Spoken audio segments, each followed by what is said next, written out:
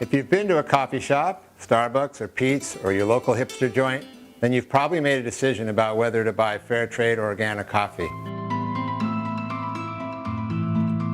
They're selling us a warm glow and a green glow. The warm glow comes from thinking that your purchases might make a difference in the life of peasants who are producing the coffee, the workers working on their farms, maybe the co-ops that they're part of.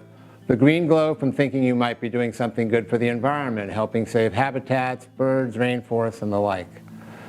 Today we're going to talk about what really happens with those coffee schemes and what they might mean in terms of their impacts in those places.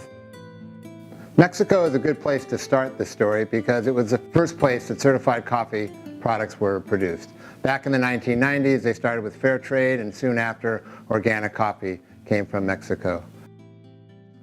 Fair trade coffee is based on the notion that you pay a higher price for the product, and in return, the growers go through a certification process wherein they guarantee that they are paying their workers minimum wage, that they have no child labor, and that there are bargaining rights for their workers. In addition, they are members of co-ops, and those co-ops follow democratic decision-making principles.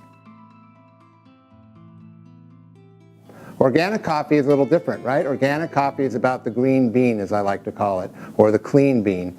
In this case, the grower guarantees that they're not using synthetic chemicals on their farms, no pesticides, no chemical fertilizers, no herbicides, and in addition, they're following some other practices that are supposed to keep the environment healthy. Now, what they don't guarantee the grower is a higher price. So while you pay a higher price, the grower may or may not get a higher price. The fair trade certification guarantees the grower a minimum price. And for the last 20 years, market prices have been well above that minimum price. The punchline is that price premiums for fair trade coffee producers are next to zero. So in other words, the producer does not get a trickle down from the higher price consumers pay for that coffee. There's a lot of production and not as much consumption, so supply competes for the market and keeps the price low. On the other hand, for the organic production, there is a price premium, but as I've mentioned before, the evidence suggests that most of that is soaked up by the extra costs that producers face to produce the organic coffee. So again, in effect, not much of a price premium. And so that might lead us to throw up our hands and saying, but hey, we're paying more for coffee and the producer is not getting it. What's the rub here, and should we keep doing it? I'm going to give an example from the Rainforest Alliance, and then I'm going to talk about some others. With the Rainforest Alliance in Peru, what we found was that, in fact, by accident, they had introduced a way to make producers much better off.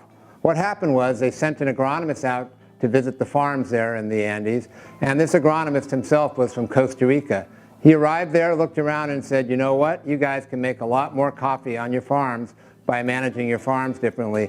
Forget some of these other things they're telling you. Let's get your yields up. If you get your yields up, you'll get your incomes up. And so on those farms in Peru, that Rainforest Alliance effort led to much higher incomes, but surprisingly not through price, but through higher productivity. Their certification scheme emphasizes trying to ensure that the water quality and surrounding habitat of the environment around the coffee farms is sustained at a level that is healthy for the animals and other plants around them. That's not all that these programs can offer, though, and that's not all that they do. As we discussed with the Rainforest Alliance example, there can be efforts that help the farmers improve their productivity. That can help improve incomes by giving them more output at lower cost that goes along with whatever price they get to make for better profits. It can also impact positively on the community because these programs often provide support for schools, healthcare, recreation, and other activities in the community. And maybe more subtly, they often encourage people to have a view of themselves above and beyond that community. We see lots of young people from those communities going on to school and going on to college even elsewhere in the country based on the kind of expanding networks and increased connection they have to the world around them. So these programs bring a lot, but the challenge is to make sure that they can deliver the best that they could, and it may not be through what we think, which is the price mechanism. It may be through some of these other ways I described.